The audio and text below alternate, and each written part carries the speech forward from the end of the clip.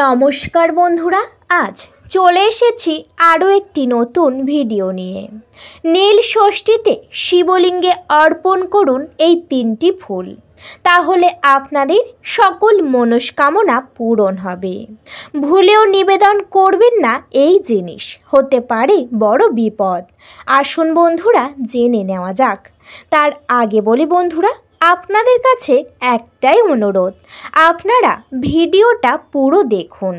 আর হ্যাঁ বন্ধুরা, আপনারা যারা যারা আমার চ্যানেলে নতুন, অবশ্যই চ্যানেলটিকে সাবস্ক্রাইব করে আমার পাশে থাকবেন।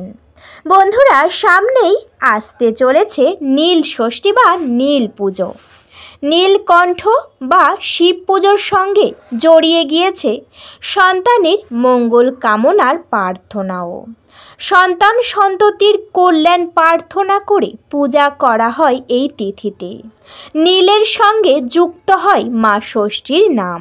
সব মিলিয়ে এই পার্বণ পরিচিত হয় নীল ষষ্ঠী বলে। বন্ধুরা, চৈত্র মাসের নীল ষষ্ঠী ব্রত পালন করা হয় চড়কের ঠিক আগের দিন। এই দিন শিব ও মা ষষ্ঠীর উভয়ের পূজা করা হয়। সন্তানের মঙ্গল কামনার জন্য প্রত্যেক মায়েরা এই ব্রত পালন করেন। সন্তানের দীর্ঘায়ু কামনা করেন প্রত্যেক মায়েরা। ব্রতকথায় বলা আছে, ছেলের মঙ্গল কামনায় মায়ের এই পূজা করেন, কিন্তু কন্যা পুত্র উভয়ের কল্যাণের জন্য মায়েরা পূজা করে থাকেন। এই পূজা করলে সন্তানরা অনেক ভালো থাকে। কিন্তু বন্ধুরা, এই পূজাতে বা এই শিবলিঙ্গে আপনারা যে জিনিসগুলি নিবেদন করবেন অবশ্যই জেনে নিন। বন্ধুরা, মহাদেবের পূজায় বা নীল ষষ্ঠী পূজাতে অবশ্যই কিন্তু বেলপাতা থাকতেই হবে। এই বেলপাতা ছাড়া নীল ষষ্ঠীর পূজা বা বাবা মহাদেবের যে কোনো পূজা একেবারেই অসম্পূর্ণ। তাই এই পূজা করতে অবশ্যই লাগবে বেলপাতা। আপনারা যে বেলপাতাটি নেবেন অবশ্যই দেখে নেবেন। বেলপাতাটি কিন্তু একেবারে নিখুঁত এবং পরিষ্কার লাগবে। কোনো রকম যদি ছেঁড়া বা নোংরা হয় তাহলে একেবারে সেটি নিতে যাবেন না। অবশ্যই একটি ভালো দেখে তারপর নেবেন। বন্ধুরা, এই বেলপাতার নিবেদন করার সঠিক নিয়ম অনেকেই জানেন না। অনেকেই ভুলবশত নানানভাবে শিবলিঙ্গের উপরে বেলপাতার নিবেদন করে থাকেন, কিন্তু সঠিক নিয়ম হলো বেলপাতার মসৃণ দিকটা শিবলিঙ্গের উপরে থাকবে এবং অমসৃণ দিকটা একেবারেই উপরের দিকে থাকবে। অর্থাৎ বন্ধুরা, মসৃণ দিকটা দিয়ে শিবলিঙ্গে অর্পণ করতে হবে। এইভাবেই কিন্তু আপনারা অবশ্যই নিবেদন করবেন।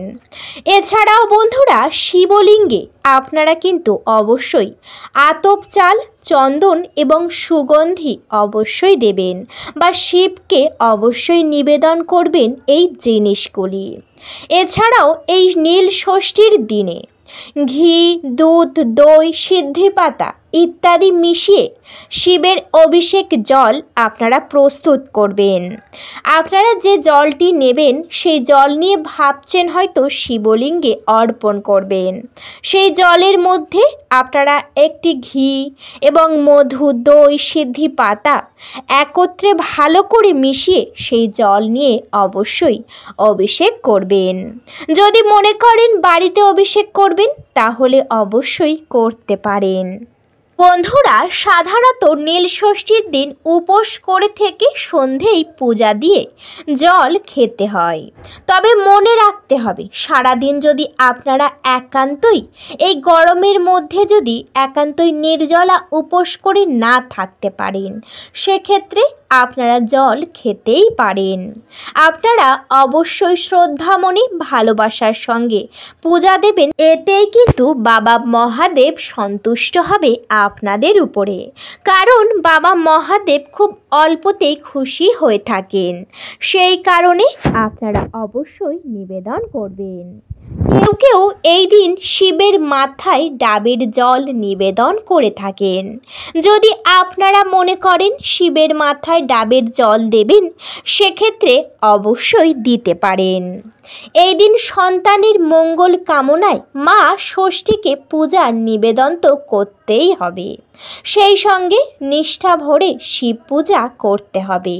বন্ধুরা, অবশ্যই আপনারা এই নিয়মে শিব পূজা করবেন।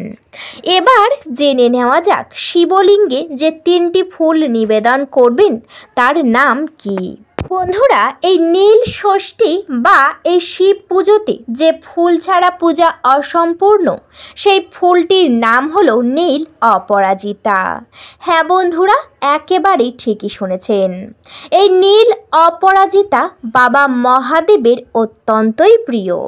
আপনারা অনেক ফুল নিয়ে আসবেন, তার মধ্যে অবশ্যই যেন এই নীল অপরাজিতা থাকে। এই নীল অপরাজিতার আরেক নাম হলো নীলকণ্ঠ এবং বাবা মহাদেবের নামও নীলকণ্ঠ। সেই কারণে এই নীল অপরাজিতা বাবা মহাদেবের অত্যন্তই প্রিয়। এর সাথে দ্বিতীয় যে ফুল বাবা মহাদেবের কাছে অত্যন্তই প্রিয়, তার নাম হলো ধুতুরা। হ্যাঁ বন্ধুরা, একেবারেই ঠিকই শুনেছেন। প্রায় প্রত্যেক জায়গায় বা গ্রামের দিকে বেশিরভাগ এই ধুতুরা গাছ দেখা যায়। অনেকের রং সাদা হয়, আবার অনেকের রং একটু নীল ধরনের হয়। আপনাদের বাড়ির কাছে যে ধরনের গাছ রয়েছে, হতে পারে ধুতুরা ফুলটি সাদা বা হতে পারে নীল বা যার রং বেগুনি ধরনের। আপনারা যে ধরনের পাবেন সেটি অবশ্যই নেবেন। এবং বন্ধুরা, শুধুমাত্র ধুতুরা ফুল নেবেন তা নয়, ফুলের সাথে ফল যদি থাকে অবশ্যই নিতে পারেন। এই ধুতুরা ফল বাবা মহাদেবের অত্যন্তই প্রিয়। বন্ধুরা, এর পরে অর্থাৎ 3 নম্বর ফুলটির নাম জেনে নেওয়া যাক। 3 নম্বর ফুলটির নাম হলো আকন্দ ফুল। হ্যাঁ বন্ধুরা, একেবারেই ঠিকই শুনেছেন। সবাই জানেন আকন্দ ফুল কিন্তু বাবা মহাদেবের অত্যন্তই প্রিয়।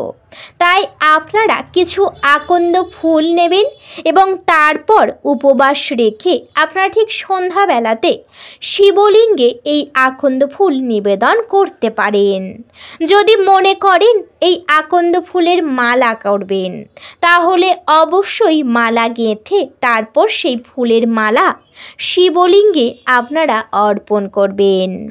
যদি এই 3টি ফুল একত্রে বাবা মহাদেবের কাছে অর্পণ করেন, অবশ্যই বাবা মহাদেব আপনাদের উপর সন্তুষ্ট হবে এবং বন্ধুরা অনেক আশীর্বাদ করবে, যাতে আপনাদের সংসার যেন উন্নতির দিকে যায় এবং সন্তানরা সর্বদাই যেন ভালো থাকে। এই 3টি ফুল যদি একান্তই না পেয়ে থাকেন, তাহলে যে ফুলটি পাবেন ধুতুরা হতে পারে, আকন্দ হতে পারে বা নীলকণ্ঠ হতে পারে, সেই ফুল অবশ্যই দেবেন। এছাড়াও জুঁই ইত্যাদি ফুলও আপনারা নিবেদন করতে পারেন। বন্ধুরা, যে ফুলগুলি শিবলিঙ্গে আপনারা নিবেদন করবেন না, তার নাম হলো কদম ফুল। হ্যাঁ বন্ধুরা, একেবারেই ঠিকই শুনেছেন। কদম কেতকী ফুল পুজোয় একেবারেই নিবেদন করা যাবে না। পুজোর সময় কোনোভাবেই কালো রঙের পোশাক পরা উচিত নয়, তাই একেবারেই কালো রঙের পোশাক পরবেন না। শিবের পুজোয় ভাঙা চাল নিবেদন করবেন না। যদি অক্ষত চাল পান, সেই চাল নিবেদন করবেন। শিবের পুজোয় তুলসী পাতা অর্পণ করবেন না। যারা যারা করেন তাদের কিন্তু অনেক দুঃখ হতে পারে বা দারিদ্রতা দেখা দিতে পারে, সেই জন্য আপনারা তুলসী পাতা অর্পণ করবেন না। শিবকে নারকেল নিবেদন করলেও শিবলিঙ্গে নারকেলের জল একেবারেই ঢালবেন না। এই ভুল কিন্তু একেবারেই করা যাবে না। সবাই জানেন শিবলিঙ্গে কিন্তু নারকেল জল ঢালতে নেই, সেই জন্য আপনারা যখনই নারকেল নিয়ে যাবেন এমনি গোটা নারকেল নিবেদন করতে পারেন, কিন্তু নারকেলের জল একেবারেই নিবেদন করবেন না।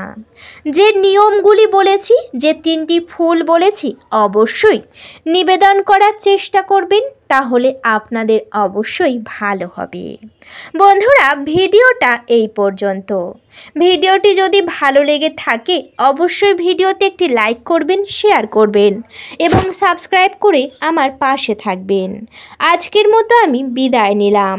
সবাই ভালো থাকবেন, সুস্থ থাকবেন।